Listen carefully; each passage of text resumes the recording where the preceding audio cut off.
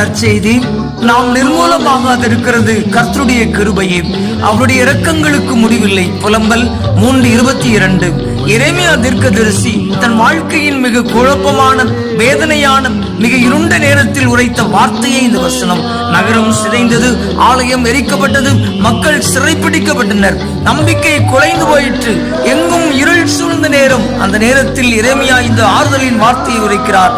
நாம் நிர்மூலமாகாதிருக்கிறது கர்த்தருடைய கிருபையே என்கிறார். நாம் இன்றைக்கு இருப்பது நம்மால் அல்ல, அவருடைய கிருபையே நம்மை தாங்குகிறது.